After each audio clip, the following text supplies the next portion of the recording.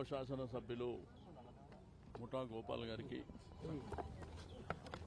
గౌరవ శాసనసభ్యులు కాలేరు వెంకటేష్ గారు, గౌరవ శాసన మండలి సభ్యులు నవీన్ రావు గారు, మా పార్టీ కార్పొరేటర్లు, మాజీ కార్పొరేటర్లు, మా నాయకులకు, కార్యకర్తలకు ఈరోజు సనత్ నగర్ ఇండస్ట్రియల్ ఏరియా సుమారు 87 ఎకరాల 31 గుంట. ఇది ఎక్స్క్లూజివ్గా ఇండస్ట్రియల్ ఏరియా, ఇక్కడ రెసిడెన్స్ ఏమి ఉండవు. అయితే ఇట్లా హైదరాబాద్ సిటీలో, గ్రేటర్ హైదరాబాద్ పరిధిలో పక్కన బాలానగర్ కానివ్వండి, జీడిమెట్ల, పాషా మైలారం కానీ, కుషాయిగూడ కానీ, అజామాబాద్ కానీ, చెర్లపల్లి కానీ, ఉప్పల్ కానీ, ఎల్బీ నగర్, మహేశ్వరం ప్రాంతాలలో 9,292 ఎకరాల భూమి. ఇది ఒకప్పుడు ఇంత జనాభా లేనటువంటి సందర్భంలో ఇక్కడ ఇండస్ట్రియల్ జోన్స్ ఆ రోజు ప్రభుత్వాలు ఏర్పాటు చేసినాయి. ఇది దగ్గర 70-80 సంవత్సరాల క్రితం జరిగినటువంటి ఇండస్ట్రియల్. ఆ రోజు ప్రభుత్వాలు ఆలోచన చేసినాయి, ఇండస్ట్రీ వస్తే ఎంప్లాయ్మెంట్ వస్తుంది, ప్రభుత్వానికి కూడా ట్యాక్సులు వస్తాయి, ప్రజలకు ఇన్ఫ్రాస్ట్రక్చర్ కానివ్వండి, ఫెసిలిటీస్ క్రియేట్ చేయాలన్న ఉద్దేశంతో మరి చేపట్టడం జరిగింది. కొన్నేమో ప్రభుత్వ స్థలాలు, కొంతనేమో ప్రైవేట్ వ్యక్తుల ద్వారా అక్వైర్ చేసినటువంటి స్థలాలు. కాలక్రమేణా 5 లక్షల జనాభా ఉండే హైదరాబాదు ఈరోజు బాగా విస్తరించి మన ప్రాంత వాస్తవ్యులే కాకుండా ఇతర ప్రాంతాల నుంచి కూడా సెటిల్ అయినటువంటి సందర్భాలని మన కళ్ళారా చూసినాం. దగ్గర 1,50,00,000 జనాభా పెరిగిపోయింది గ్రేటర్ హైదరాబాద్ పరిధిలో. కానీ ఇప్పటికీ ఫెసిలిటీస్ కొంత ఇబ్బందికరమైనటువంటి పరిస్థితులు. వాటర్ కానివ్వండి, సివరేజ్ కానివ్వండి, స్టాప్ వాటర్ కానివ్వండి, ఎలక్ట్రిసిటీ కానివ్వండి, ఇవన్నీ ఇబ్బందులు జరుగుతున్నాయి. అయితే దీంట్లో ప్రధానంగా ఏంటంటే ప్రభుత్వం ఒక నూతన పాలసీ తీసుకొచ్చింది, హైదరాబాద్ ఇండస్ట్రియల్ ట్రాన్స్ఫార్మేషన్ పాలసీ అని తీసుకొచ్చింది. దీంట్లో పెద్ద దోపిడీ జరగబోతుంది. ఆ రోజుల్లో బీఆర్ఎస్ ప్రభుత్వం ఆలోచన చేసింది, ఇండస్ట్రీస్ అన్ని అవుట్స్కట్స్ లో తీసుకుపోయి హైదరాబాద్ ప్రజలకు పొల్యూషన్ నుంచి కాపాడాలి, వాళ్ళకి ఇంకా ఫెసిలిటీస్ క్రియేట్ చేయాలి, ఒక పార్క్ కానివ్వండి, హాస్పిటల్, స్కూల్ కానివ్వండి, అంగన్వాడీస్ కానివ్వండి, గ్రేవ్ యార్డ్, బరేల్ గ్రౌండ్, హిందూ శ్మశాన వాటిక, కబ్రస్థాన్, ఇవన్నీ ఉండాలనేటువంటిది ఆ రోజు ప్రభుత్వం ఆలోచన చేసింది. మీకు అందరూ తెలుసు, కేసీఆర్ గారు ప్రభుత్వం ఉన్నప్పుడు తెలంగాణ రాష్ట్రాన్ని ఏర్పాటు చేయడానికి ఉద్యమం జరిగినటువంటి సందర్భంలో నీళ్లు, నిధులు, నియామకాలు అనేటువంటి ట్యాగ్లైన్ మీద మరి ఒక పోరాటం జరిగిన దర్మిలా వచ్చినటువంటి రాష్ట్రం. కేసీఆర్ గారు అద్భుతంగా మరి రాష్ట్రాన్ని అభివృద్ధి పందాలో ముందుకెళ్లి కరెంటు లేని ప్రాంతాలకు కరెంట్ ఇచ్చి, నీళ్లు లేని ప్రాంతాలకు నీళ్లు ఇచ్చి, ఫెసిలిటీస్, ఇన్ఫ్రాస్ట్రక్చర్, దీంతో పాటు ఆ రోజు ఇండస్ట్రీ ఒక ప్రొడక్షన్ తీయాలంటే కరెంటు కష్టాలతో ఇబ్బందులు పడుతుండే. బట్ మీరు 2 కాదు 3 ప్రొడక్షన్లు కూడా చేయాలన్నటువంటి ఉద్దేశంతో ప్రాపర్గా వాళ్లకు వాటర్ కానివ్వండి, ఎలక్ట్రిసిటీ ఇచ్చినటువంటిది మా ప్రభుత్వం. కానీ ఈ యొక్క ప్రభుత్వం దోపిడీకి తెరలేపింది.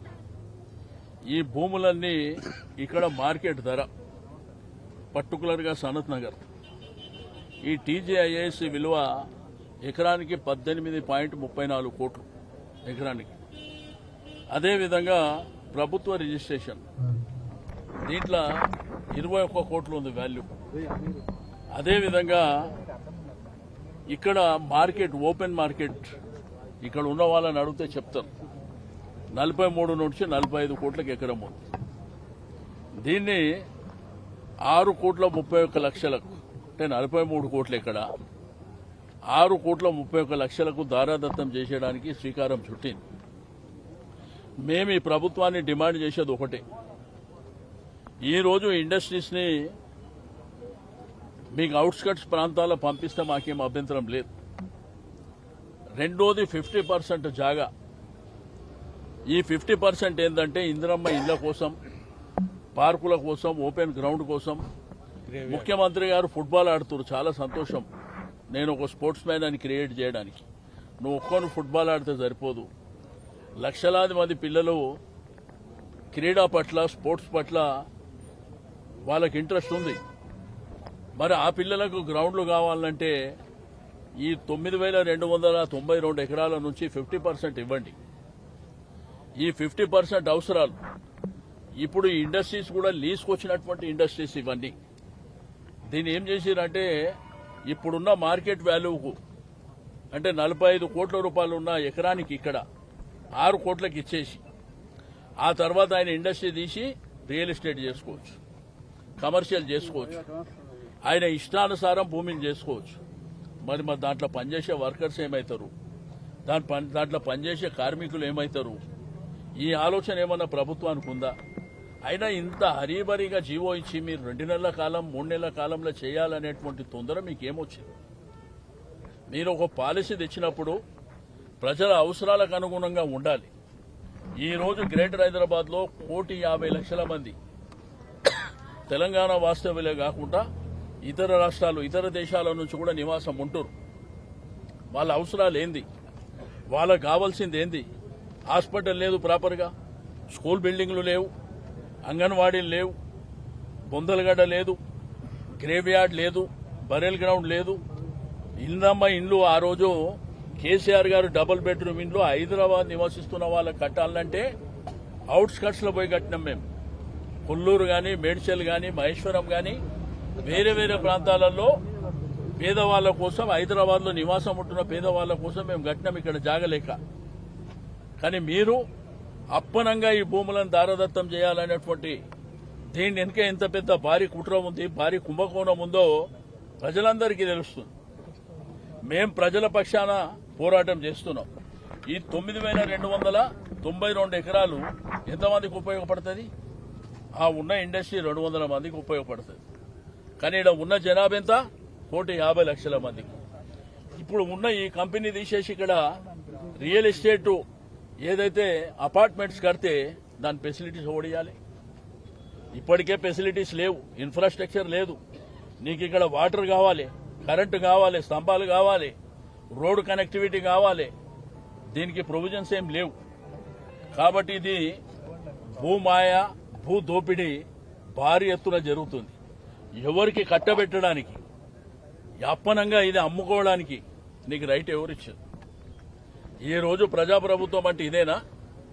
అంటే ప్రజలు ఎన్నుకున్నటువంటి మాది ప్రజాప్రభుత్వం అని గొప్పలు చెప్పుకునేటువంటి వాళ్ళు ఈ రోజు రైతులకు రైతు భరోసా అనే కార్యక్రమం పెట్టి వాళ్ళకి ఎగనామం పెట్టారు. యువతరానికి, నిరుద్యోగులకు ఉద్యోగాలు ఇస్తామని చెప్పి వాళ్ళకి ఎగనామం పెట్టారు. ఇంట్లో ఉండే మహిళలకు 2,500 రూపాయలు ఇస్తామని చెప్పి వాళ్ళకి ఎగనామం పెట్టారు. వికలాంగుల పెన్షన్ 6,000 ఇస్తామని చెప్పి వాళ్ళకు పంగనామాలు పెట్టారు. వృద్ధులకు పెన్షన్లు ఇస్తామని చెప్పి 2,000, 4,000 ఇస్తామని వాళ్ళకి ఎగనామం పెట్టారు. తులం బంగారం అని చెప్పి కళ్యాణ లక్ష్మితో పాటు తులం బంగారం ఇస్తామని చెప్పి వాళ్ళకి ఎగనామం పెట్టారు. మీరు ఎవరిని వదిలిపెట్టారు అని చెప్పి. ఆ రోజు కేసీఆర్ గారి పరిపాలన ఇట్లనే ఉండేనా?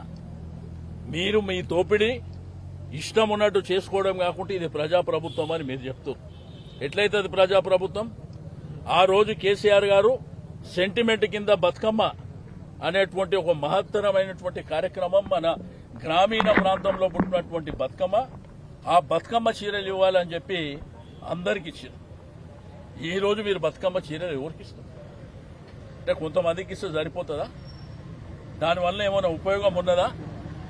మీరు ఒకసారి ఆలోచన చేయవలసినటువంటి అవసరం ఉంది.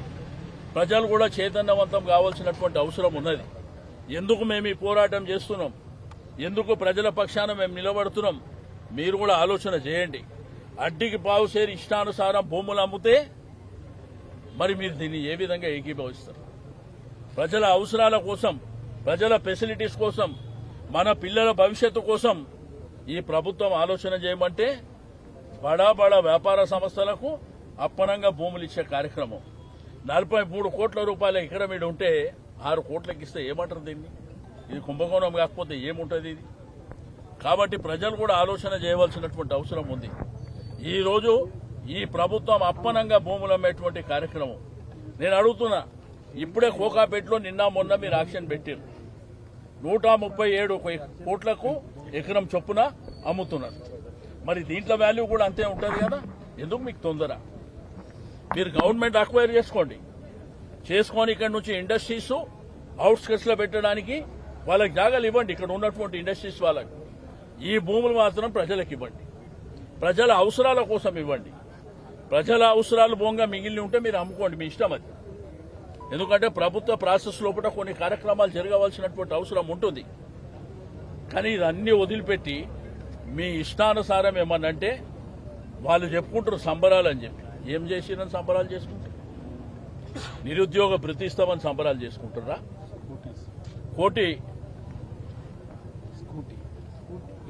పిల్లలకు స్కూటీలు ఇచ్చిరని సంబరాలు చేసుకుంటారా? ఎందుకు సంబరాలు చేసుకుంటారో మరి చెప్పే పరిస్థితి లేదు. పక్కన అల్లావుద్దీన్ కోటి ఉంది.